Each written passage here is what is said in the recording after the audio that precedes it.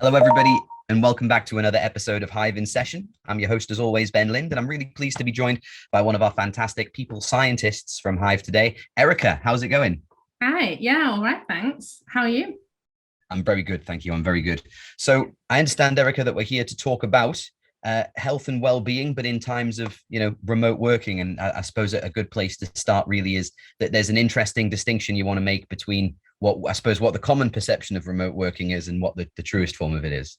Yeah, absolutely. So what we've kind of been going through during COVID, if I can say the C word, is forced remote working. And that is definitely not something that has all the benefits that remote working can have for organizations, utilizing that flexibility and all that good stuff to help health and well-being for employees. But the actual forced kind of remote working that we had to do, that everybody is well aware of, was in a lockdown or multiple lockdowns, and not even being able to kind of go out for more than 1 hour back in first lockdown as exercise. So that really isn't conducive to that flexible working approach that remote working is trying to kind of have and give employees. So the benefits of said remote working during that lockdown hasn't really been seen. So just wanted to make the distinction between that and the pros and cons around what we've been going through the past 18 months, and actual like where we're going to go from there,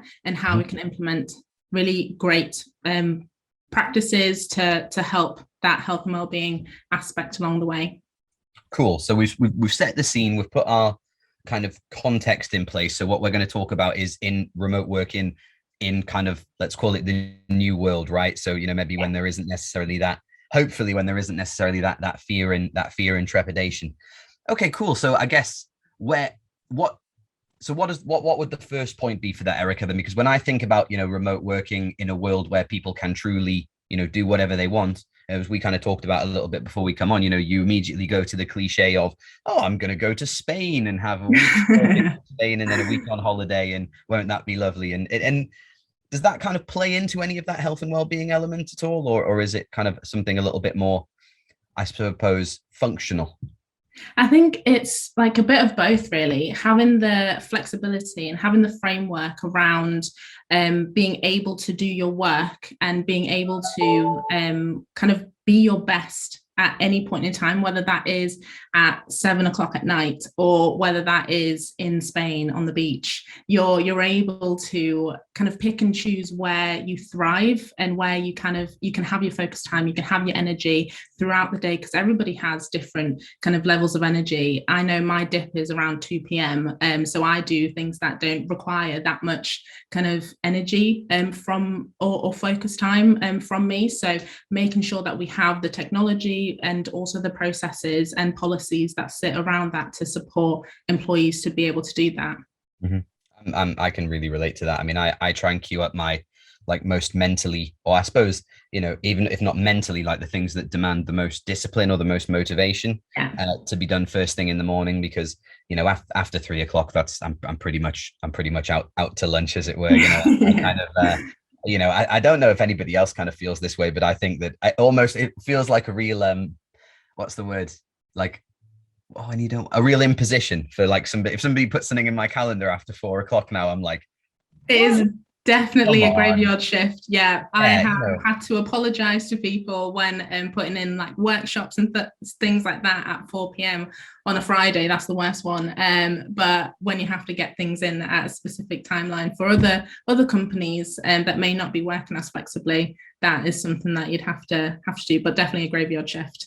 yeah, definitely. I mean, and it's interesting the point that you make around kind of people being able to work, the hours that best suits them. It kind of the idea of kind of asynchronicity has become kind of a very popular term. Everybody talks about kind of asynchronous working, and specifically in our sector, in the software sector, where I think we kind of assume that everybody's a developer and that kind of works. I think that for me, in a customer facing role, I struggle with the idea of asynchronicity, because if a lot of my colleagues have moved to that, my concern is, where am I going to get the information that I need at the times when I need it, right? So what I suppose a good place to start then is for a company that might be thinking about embarking on a project like this, or kind of at least starting to even kick it around as a concept, where can they start to kind of, get some ideas from or understand if it's for them and stuff like that, Ericka?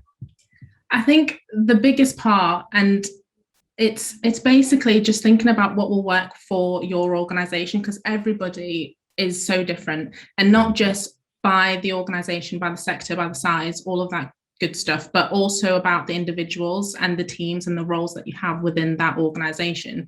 So the biggest thing that I can say for that is to ask your employees, because it may be that they don't want to be working from home, or they want to be working from wherever they can. So it can affect different employees in different ways. So whether you're kind of you're in a job role that really requires that flexibility, or you're in kind of a warehouse that you can't necessarily do that kind of thing. So I would say talk to your employees and really find out whether or not that would be of benefit for them, whether they have different times that they need to kind of be away and drop their kids off at school, or simple things like that you may not necessarily think about. Kind of hand in hand with health and well-being goes kind of diversity and inclusion, because we need to make sure that these practices that we're going to implement, or that we want to kind of start to think about, are inclusive. And I think more and more that kind of agenda is coming up and kind of being the forefront for a lot of business leaders. But that's how we need to think about it. It's not just a health and well-being agenda and a diversity and inclusion agenda. We need to start thinking about everything and how it kind of flows together. Mm-hmm. It's interesting because it does, on the one hand, it sounds like this, it almost sounds like this logical way of working, where people, have the flexibility to, take their kids to school, or pick their kids up, or, don't worry about book that haircut, book that appointment, whatever it might be, because, the implicit suggestion is that you're going to do what you need to do, right? Like I saw a tweet the other day. Somebody in kind of my HR network was saying, they're like, people aren't working less, they're just working differently. So you just have to change your perception of what, a traditional 9 to 5 looks like, because it feels like, with exclusions, you can't really work remotely and be a lorry driver, for example. But, where you can, I suppose that conversation then provokes questions around hours and shift patterns and stuff like that. I don't know if that's something that is a logical offspring from that. But yeah, it's from a well-being perspective, I can understand people kind of thinking, greater flexibility. It probably means a little bit less stress. You feel like you have more hours in the day, and you're probably a bit more open in your work because you're more relaxed, right? From a health perspective, what kind of advantages could you expect to see? Well, with kind of flexibility that you have within where you work and when you work, you have greater kind of work-life balance, which impacts your, like you said, stress levels. But having these factors in place can really support people to not kind of go into that kind of burnout stage.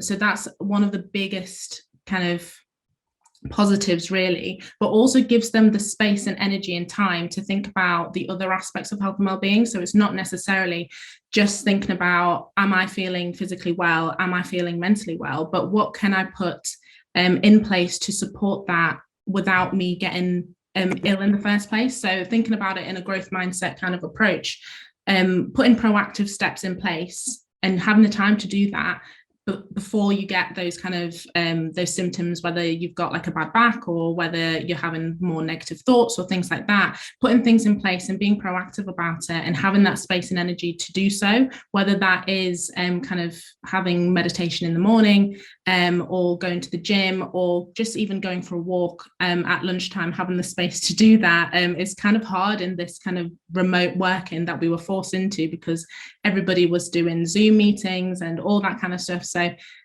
just having that space to think about that. And it's not just around kind of mental health and physical health, but also financial well-being and different aspects within your role. So health and well-being for me is basically thinking about all the different aspects that can impact your physical and mental health, but also health and well-being at work is a little bit different, where we think about the job role and the job design and work-life balance that you can have, and having those social relationships with colleagues and how that can support your mental health, and thinking about all the factors around just, am I mentally well at the moment, or am I physically well? So I don't know. I think I went off a tangent then, but I don't know if I actually answered your question. I think you did. I think you kind of, I think talking about, preventative measures is certainly, a conversation. And do you know what I always kind of notice when we have conversations around this is the absolute, in in an 18-month span, the fluctuation on like what's being accepted practice. So, we first went to remote working in March, and I remember I, hosted a series of interviews with HR leaders around, what can we do to keep people from going mental, because this might last a couple of months. Yeah. And it was things like, loads of things like, oh, go for a walk in the morning and this and this and this. And it's like you do that for a while, and then you realize, you start to go, things are looking a bit bleak, and it's going to stay like this forever. So I don't really feel motivated to go walking anymore. And then we've gone back to probably just trying to work our way through it to an extent. We're sort of, I kind of talk about this, and I don't necessarily know if you'd agree, but like, we're not even at the beginning of, the sort of the mental health repercussions of what everybody's gone through, this kind of collective trauma. I think that it was interesting what you said before, Ericka, around this idea of burnout. I think that it's almost like, I think a lot of, that you hear about the idea of being like a functional addict. I think a lot of people are becoming functionally burned out, where like you can still get by, but how do you actually take your foot off the pedal? And I say that as someone who, willingly hasn't really taken any holiday, because I'm waiting to, it's just when is the right time, Absolutely. And that's the thing, we're getting used to working in a certain way. Whether that is, okay, I'll just quickly log on just to check my emails before work actually starts, or on a Sunday, let's just get ahead of the week. Those kind of practices we need to get a hold of, because they're going to become habits. And I think for a lot of people, they have. And I know I can sometimes slip into that. And it's really just thinking about ways that organizations can support employees. So like having kind of one of my customers actually put a ban on emails from like, I think 6 o'clock onwards every single night, none at the weekend. Like it just can't physically send. So it's literally like trying to stop people doing those things, because it can be really hard, especially if you're passionate about your work. There's such a fine line about like getting into burnout when you are passionate about what you want to do, because the time and energy that you put into it is something that you love. And that's something that I can definitely I relate to. So yeah. I mean, I worked in a former business, the CEO there, he was like a self-confessed workaholic, but he would come out in defense of it. He would say that the idea of an addiction is that it's harmful, whereas I love what I do. So is it really a bad thing for me to be a workaholic? And it's it isn't when it affects just one person, but if it becomes an expected part of your culture, I think then Absolutely. You need to be self-aware enough to at least publicly be seen to be stepping away, even if you're still hammering it behind the scenes. You know what I mean? Yeah, absolutely.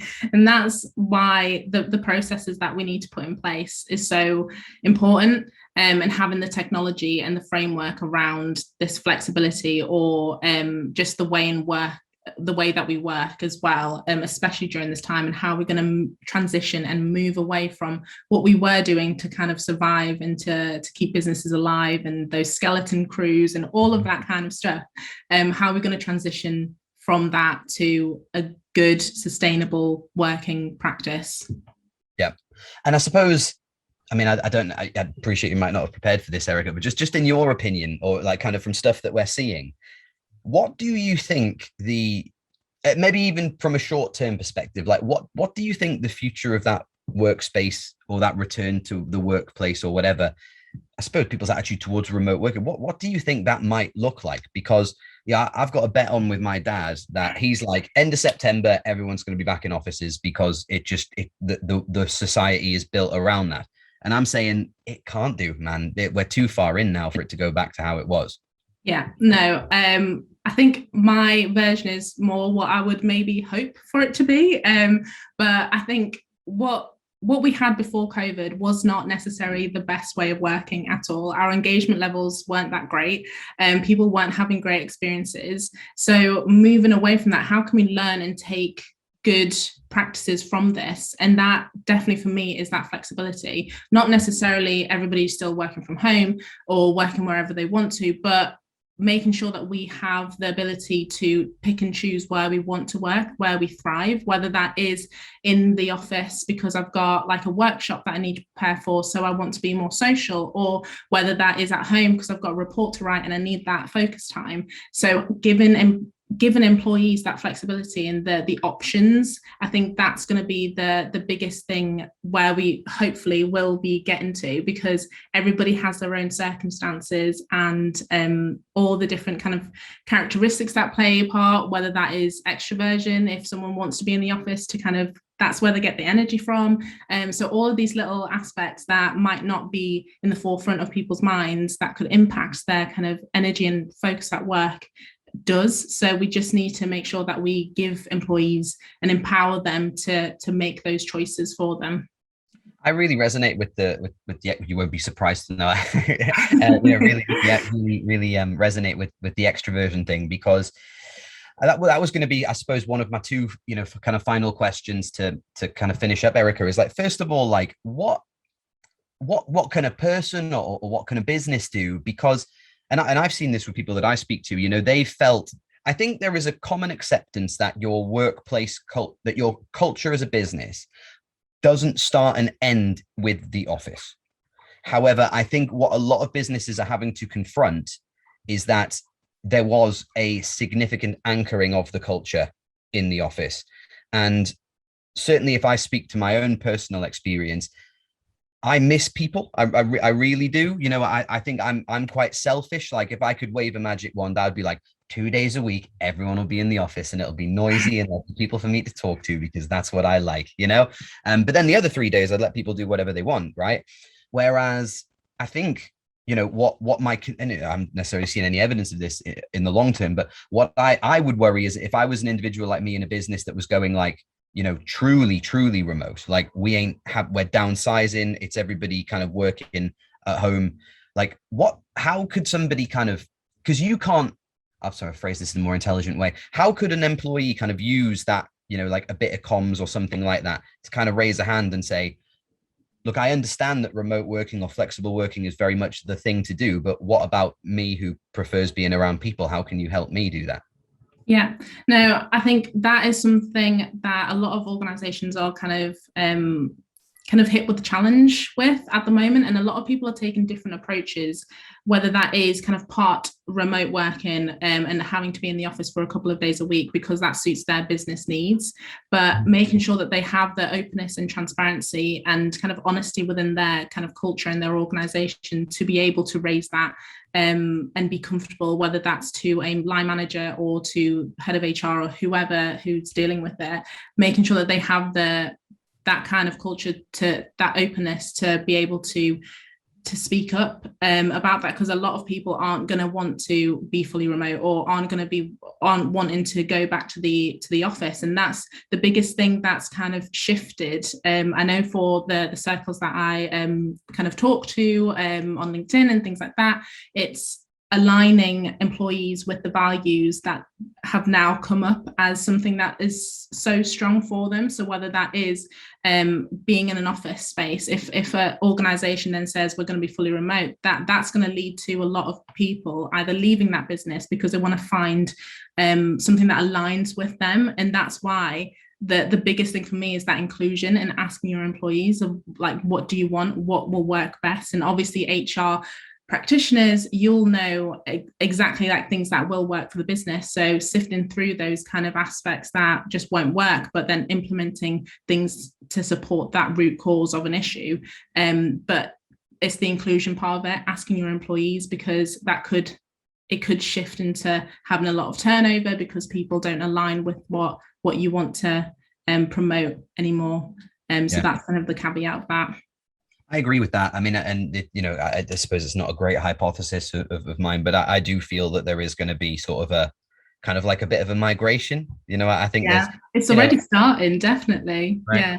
And I wonder if, but then, I mean, I suppose, and we can't, I'm aware of time. I don't want to, maybe another episode we'll dive into this, but like, do you think that, Now, this is a very lazy generalization, but I just thought that I was like, do you think that'll lead to kind of businesses being entirely extroverted and entirely introverted in the future to varying degrees? But that kind of, if you take it to its most extreme, that kind of seems to be, you'd end up with a load of Bens going to work for a company that wants to all be Bens together, and then different, and it is interesting. It is interesting. But anyway. But I definitely think that that's where recruitment processes and inclusion comes into place again. So that, for me, that's just a passion of mine with diversity and inclusion. So that sits around everything and making sure that we get a good spread of people. But I guess people going for certain roles because they're fully in the office, we never know. And this is the interesting part about what has been happening. So, yeah. I think that, yeah. And I think kind of the message that I'm getting, Ericka, is very much kind of, it all starts with a conversation, put the safety and the trust and the channels in place to kind of open that dialogue first and foremost. And I guess the other important part is like, try and come at it as an opportunity rather than a threat, right? I think that's kind of the way that you have to approach it, to be as open as you possibly can. Yeah, absolutely. Cool. Well, is there anything else you want to leave us with, Ericka? No, I think I've covered everything I wanted to. Just Brilliant. Making sure that we give people the flexibility to do what's best for their health and well-being, because if we don't have healthy people in the business, then we won't be productive, won't be engaged. There's a whole host of different aspects that will incur. So yeah, just keep everybody healthy, I guess, is the final point. Hey, and a great point to end that on. Well, Ericka, thank you very much for coming on with me. Thank you. And thank you, everybody, for watching. See you for the next one. Thank you.